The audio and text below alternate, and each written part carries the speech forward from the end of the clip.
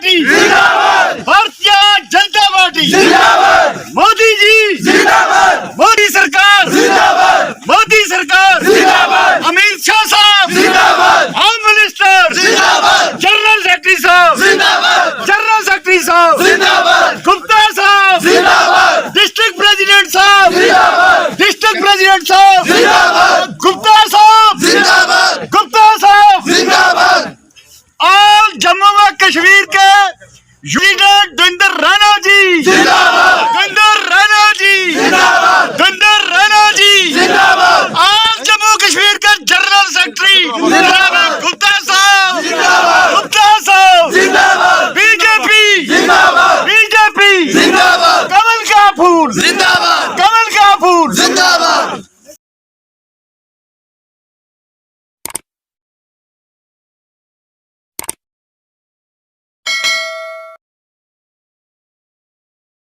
गुप्ता साहब अरसा 3 साल से, और मैं इस काबिल नहीं था कि सरकार ने मुझे डिस्ट्रिक्ट वाइस प्रेसिडेंट बना दिया। तो अब मेरे अंदर कुछ और जोश और बलबला आ गया। पहले गांव लेवल की सोच थी, अब मेरी डिस्ट्रिक्ट लेवल की सोच है। तो मैं ये चाहता हूँ कि अगर सरकार मेरी बात, जायज़ बात, जर्नल बात, ना कि इंडिविजुअल बात सुनेगी, तो पब्लिक मेरा साथ देगी। और मैं यहाँ से ये वादा करता हूँ कि 8000 वोट है तो 8 भी यहाँ से निकल जाएगा। लोग, क्योंकि जो लीडर सुरनकोट से हैं वो नावाकिफ़ हैं खनेतर से। खनेतर मुझे बाखूबी जानता है, खनेतर का लोग मुझे पूरा वोट देगा और हमारे सुरनकोट का प्लान जो है वो यहाँ से स्टार्ट हो जाएगा। मेरी सरकार से यही अपील है कि हमारे छोटे मोटे काम जो हैं, हमारी सुनाई हो, डिस्ट्रिक्ट एडमिनिस्ट्रेशन को हमारे सब काम जो हैं वो हो जाएंगे। तो हम पार्टी के साथ शाना बाशाना, वक्ती तौर नहीं, जब तक हम जिंदा हैं हम वादा कार के साथ हमेशा तक रहेंगे।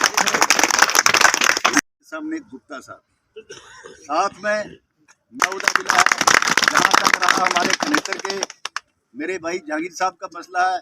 इनकी बरादरी में बड़ी अच्छी पकड़ है, इनकी सोच बड़ी अच्छी है। आप इनके साथ रहें, कंधे से कंधा मिलाकर काम करें। अब दूसरी बात मैं आपको ये कहूँगा, कोई कहता है कि पहाड़ी मैंने दिलाई, कोई कहता है कि अस्थि मैंने दिलाई। यार हम सबको जानते हैं, हमसे कोई चीज़ छुपी नहीं। एक औरत है, वो मेरी बेटी जैसी है, वो कहती है जी पहाड़ी मैंने दवाई है, गुजर जरा अस्थि है मैं दवाई है। अपनी ज़ात के लिए, अपनी शान के लिए कोई आदमी कुछ भी बोलता रहे। हम जानते हैं कि मोदी सरकार जो है ये गरीब की सरकार है। भाजपा जो सरकार है ये गरीब जनता की सरकार है। अगर गरीब की सरकार न होती तो मेरे जैसे आदमी को, अपने मीर साहब जैसे या और लोगों को मैं देखूंगा, हम गरीब लोग हैं, हमें इन्होंने उठाकर ओहदे दिए हैं। ओहदे इसलिए दिए हैं कि ये हर चीज़ को ग्राउंड लेवल पर जानते हैं।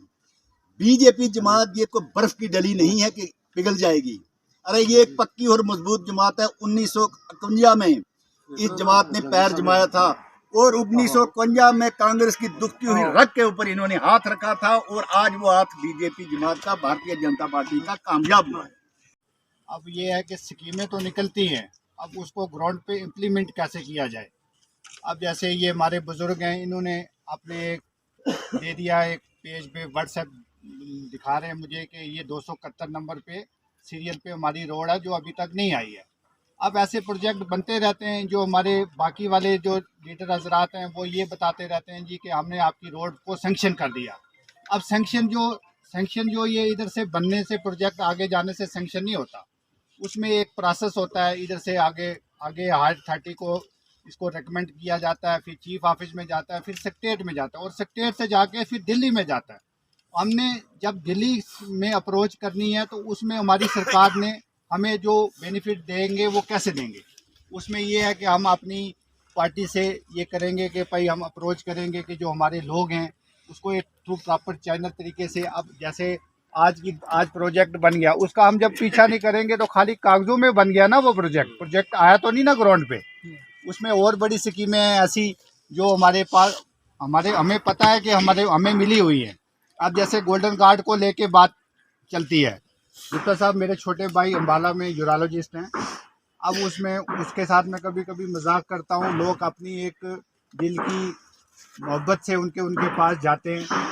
उसने मुझे बोला जी मैं ज़्यादा बातें नहीं कर सकता, आपको जो बंदा लगता है नीडफुल है, जो आयुष्मान कार्ड बना हुआ है, तो उसका जो फ़ायदा हो सकता है वो फ़ायदा इसीलिए हो सकता है जो उस तक पहुँचेगा। अब घर में हर चीज़ नहीं पहुँच सकती। अब जब वो उधर जाते हैं, हाड़ी बुड्ढा के लोग जाते हैं, हाड़ी साहब को मुबारकबाद पेश करता हूँ। उन्होंने अरसा 3 साल के अंदर लोगों की सोच चेंज की और लोगों को भारतीय जनता पार्टी का मंशूर, इसकी सोच विचारधारा क्या है वो लोगों तक पहुंचाई। इसके लिए मैं इनका धन्यवाद करता हूं। और साथ ही साथ जैसे हमारे सुनील गुप्ता जी ने ये बात आपको बाखूब बताई है और जहांगीर खान जी ने यहाँ की कुछ कमियाँ, बहुत अरसा से जो कमियाँ हैं यहाँ की वो बताई हैं, वो हमारे जो प्रदेश के महामंत्री जी आए हैं उनके आगे रखेंगे, तो ये हाई कमांड के आगे भी जाके रखेंगे। यहाँ का स्कूल का मसला बताया, यहाँ की रोड का मसला बताया, और भी जो ज़रीना डिमांडें हैं वो भी हम कोशिश करेंगे। हर एक गांव को टच करने की हम जो है कोशिश करेंगे।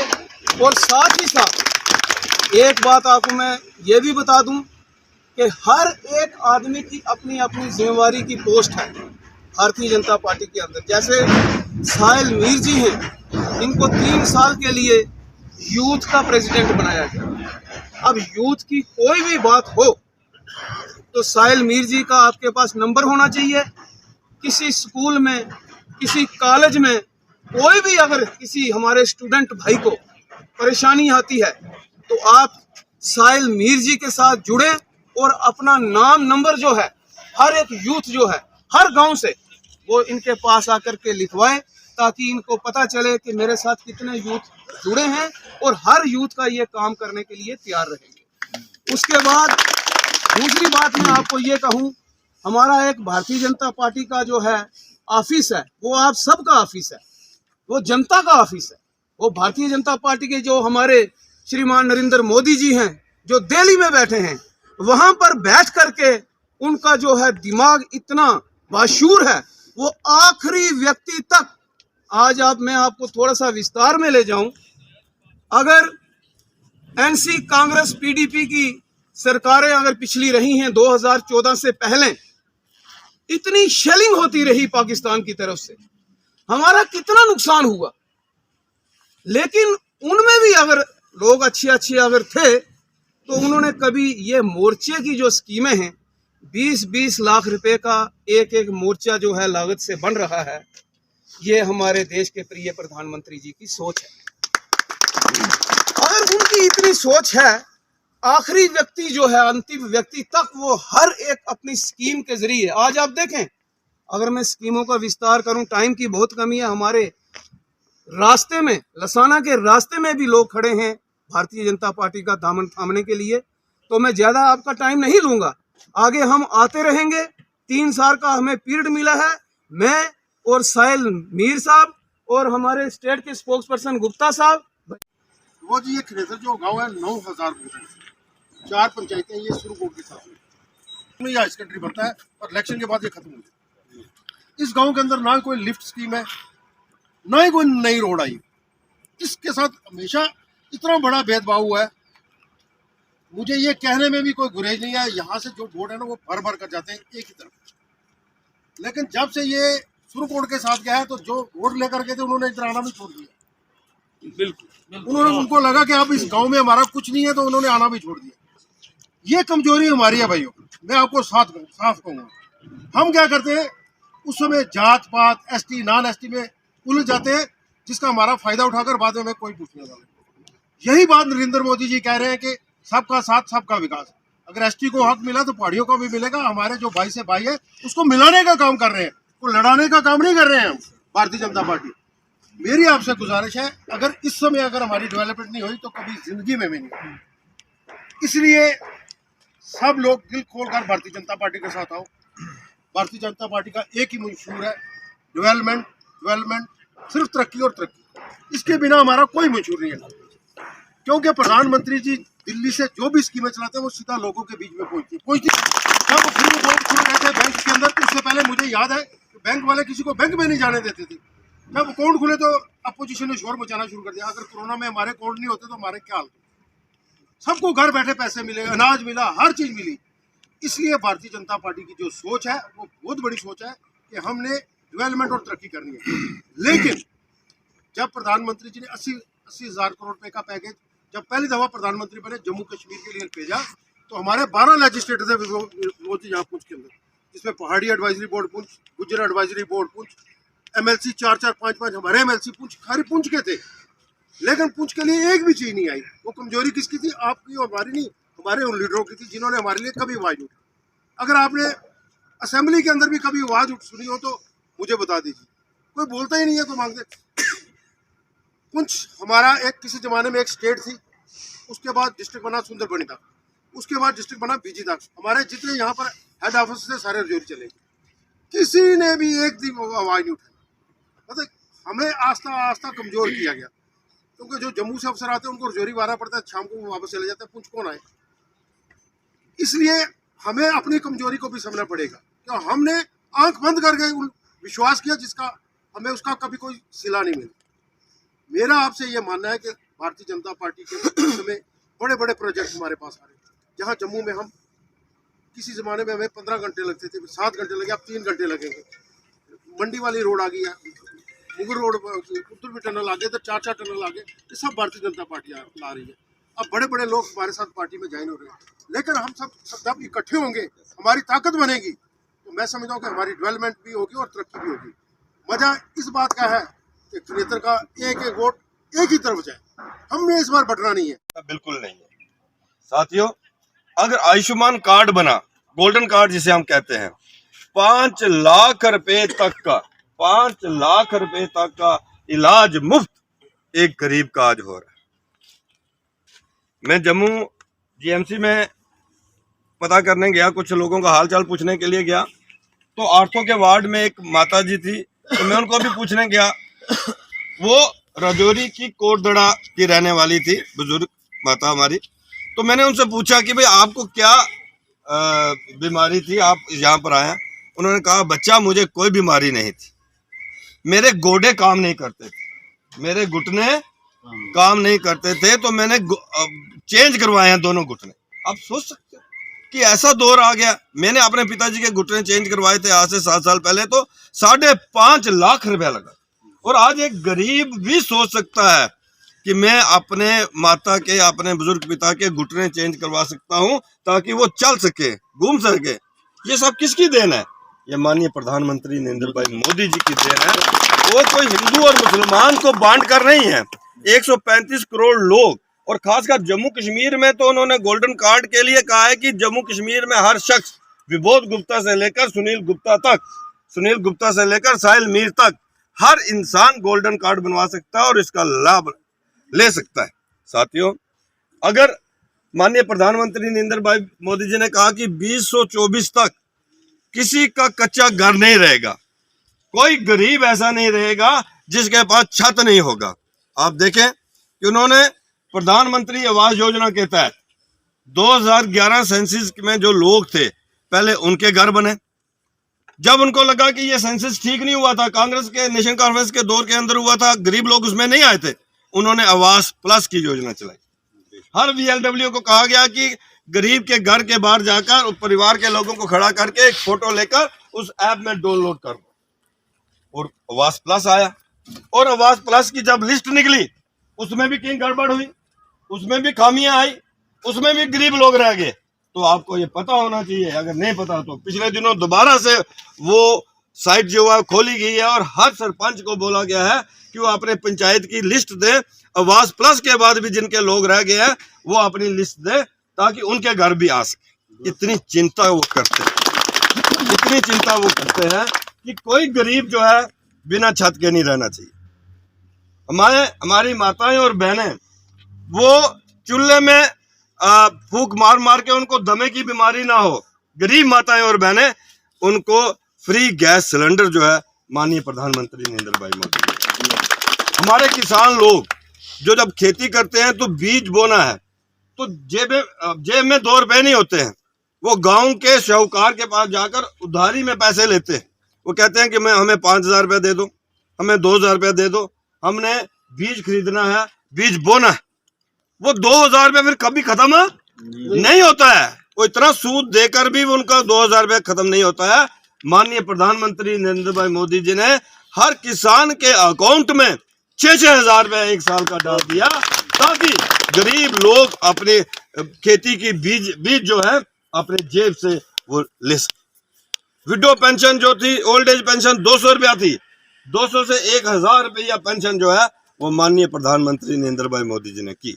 हर घर बिजली पहुंचाई उन्होंने। एक दौर ऐसा था 3 साल पहले तक, अब खनेतर का मुझे पता नहीं है, लेकिन मैं अपने एरिया के राजौरी के गांव की बात करूं, बहुत गांव ऐसे थे जहां आज 1947 से लेकर बिजली नहीं पहुंची थी, लेकिन उन्होंने हर घर तक जो है वो बिजली जो है पहुंचाई।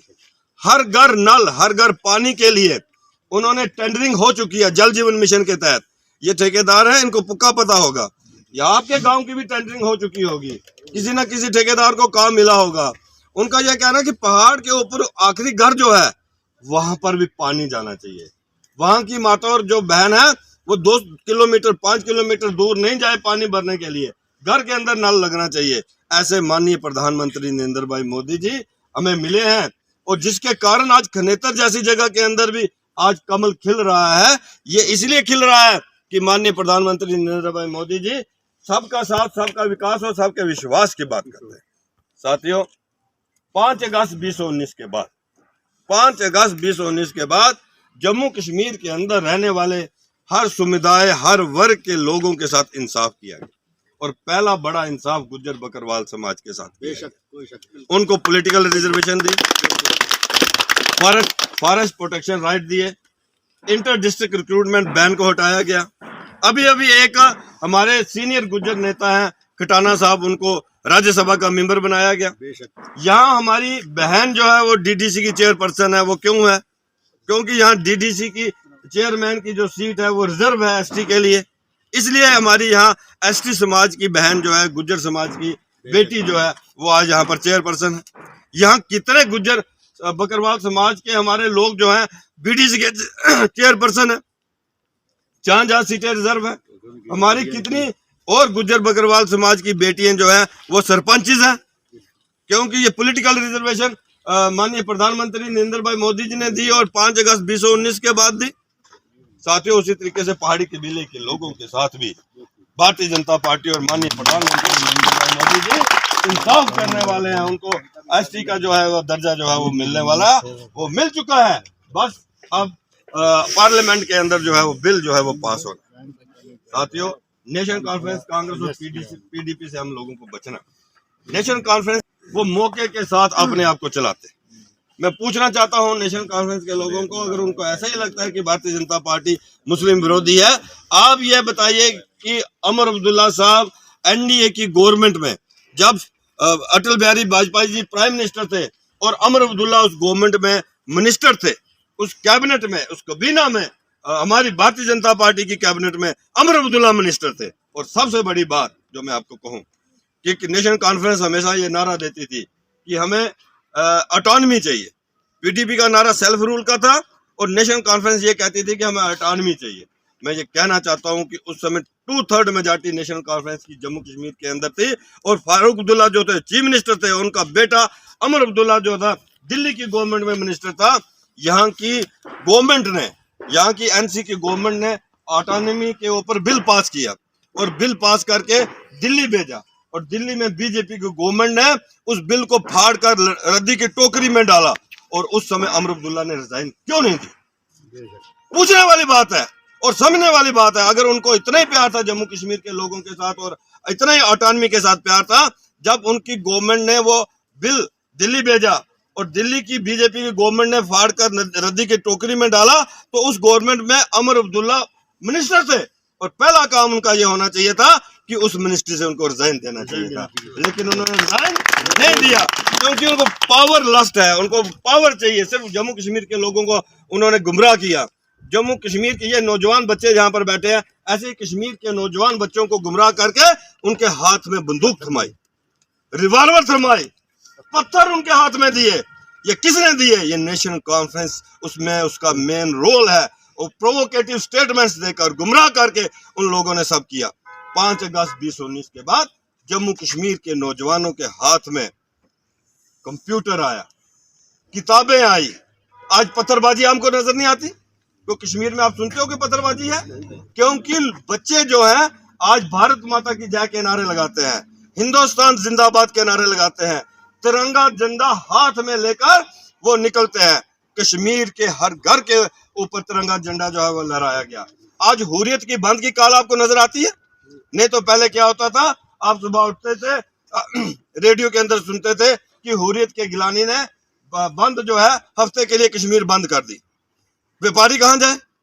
व्यापार बंद, बच्चे स्कूल नहीं जा सकते, पत्थरबाजी खत्म हो गई, वो बंद का कैलेंडर खत्म हो गया। आज कश्मीर के अंदर कश्मीर का व्यापारी जो है वो दुकान खोलता है। वहां की बेटे और बेटियां कॉलेजेस के अंदर बिना खौफ के जाते हैं, स्कूलों के अंदर छोटे छोटे बच्चे बिना खौफ के अंदर आज कश्मीर के अंदर जा रहे हैं। एक शांति का माहौल है, अलगाववाद खत्म हो चुका है, आतंकवाद आखिरी चरम के ऊपर है, वो भी बड़ी जल्दी उसका खात्मा होने वाला है। कश्मीर के अंदर आज कितना टूरिस्ट आया है इसका अंदाजा हम लगा सकते हैं। ये सब ने जम्मू कश्मीर, जो हम चाहते हैं कि जम्मू कश्मीर जो है वो आज तक जो है वो टेररिस्ट स्टेट के नाम से जाना जाता था। जम्मू कश्मीर आज वो टूरिज्म स्टेट के नाम से जाना जाता है। और टूरिस्ट जो हम देखें, इस साल टूरिस्ट जो है वो रिकॉर्ड तोड़ टूरिस्ट जो है कश्मीर के अंदर साथियों आया। यहाँ पर बात हुई कि यहाँ पर हाई स्कूल जो है पिछले 40